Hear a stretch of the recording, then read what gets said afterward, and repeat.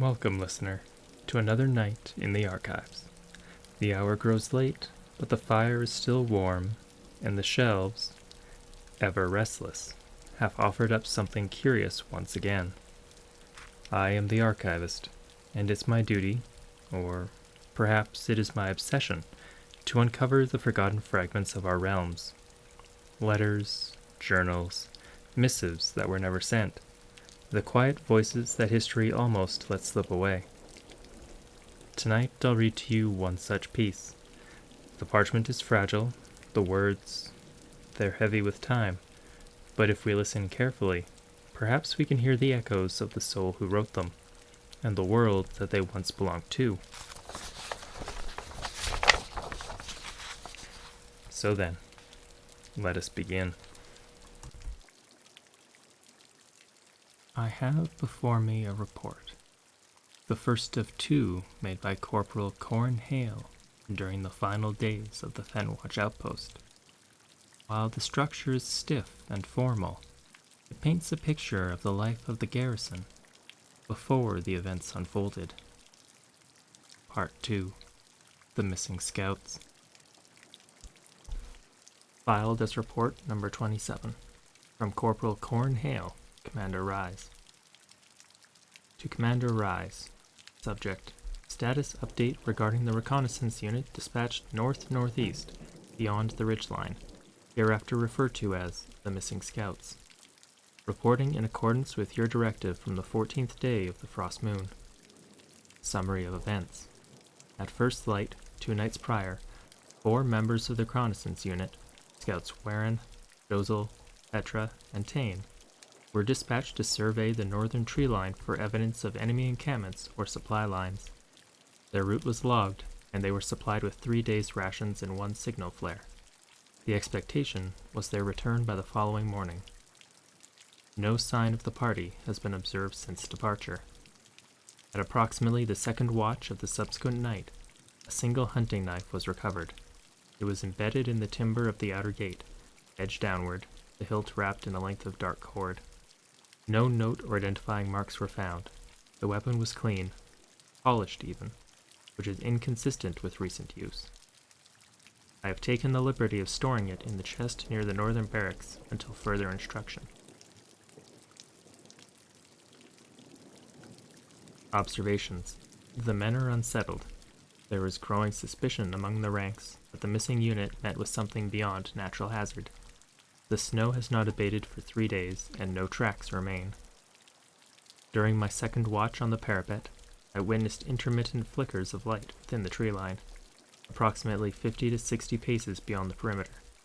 These were not consistent with torchlight.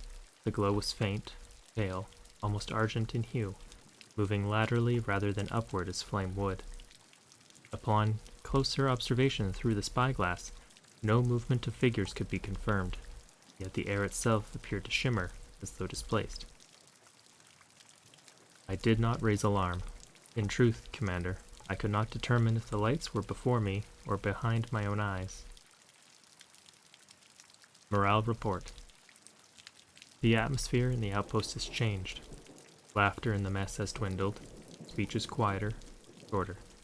Men glance at the windows as though expecting to see faces looking in. Private Merrick claims to have seen silhouettes between the trees, tall, thin, wrong in proportion. He says they move without sound, and that they turn to watch when the sentry's torches pass. When I reprimanded him for spreading fear, he swore on the blood of his oath that one of them lifted a hand in greeting. Forgive me, sir. I write these accounts with precision, as duty demands, yet even I feel the weight of something unspoken pressing down upon the fort. There is a stillness, a sense of being observed. On the matter of the lower courtyard well. Yesterday, the surface froze solid. The ice proved thicker than expected, and several soldiers worked to chip it free. When the bucket finally descended, the rope came up slick with a residue not unlike ink. The water itself reflected torchlight poorly, as though it were absorbing the glow rather than mirroring it. Some men refused to drink. Others crossed themselves, with odd gestures I did not recognize. I can confirm, Commander, that when I peered into the wall myself, I could not see my own reflection. Restricted area. Chapel sublevel. Per your orders, the lower chamber remains sealed. However, the humming noted in previous reports has intensified. Standing near the stairwell, one may detect a faint vibration underfoot. Rhythmic, pulse-like. I request clarification as to whether this is a known property of the structure's foundations, or if additional wards were once installed there by the previous garrison. The sigil on the locked door continues to emit low heat when approached. Sir, you have not spoken of what lies behind that door since the first month of siege. I do not ask out of insubordination, but out of necessity. Whatever power slumbers there may be stirring, and the men can sense it. Addendum. Night observation, 5th watch. At approximately 2 bells this morning, light snowfall ceased entirely. Silence was complete. No wind, no creak of timber, even the torches burned without sound. For several seconds, all sensation of movement within the outpost stopped. Then, a knock. One deliberate, from the north gate. Not pounding, but polite and expectant. No sentry was posted near enough to identify the source before it ceased. When the gates were examined, no mark was found, save for a faint imprint of frost in the shape of a hand. The fingers were too long. Personal note, unfiled. Commander, this will not be included in the official record, but I must speak plainly. Something in the woods calls to us, not in words, not yet, but in memory. Dreams of rivers we've never seen, of distant bells beneath the ice. Last night, I awoke to find the candle still burning, though I'm certain I snuffed it out.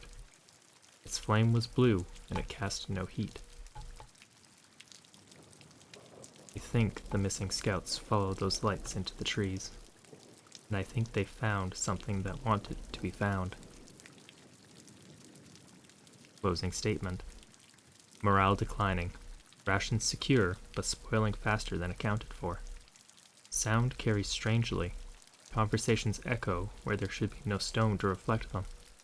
I recommend full curfew and restricted access to the northern walls after dark.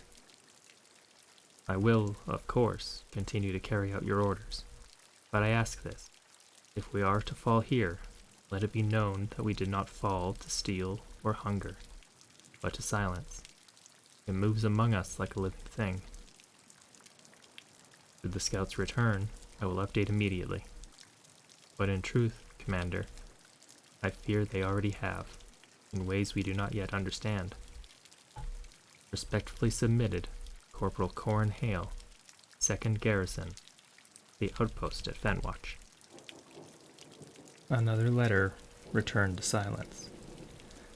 I often wonder what became of those whose words we've just read, whether their stories ended in peace, or if their echoes still linger, waiting for someone, anyone, to remember. But for now, this one will rest here, among the other voices of the forgotten. Thank you for keeping me company tonight, here amongst the dust and the candlelight. If you'd like to hear more of the stories I've uncovered, the archives are always open. You need only listen. And if you have stories that you would like to add to the archive, or know where I can unearth more, send your missives by courier or scrying stone. Until next time, traveler.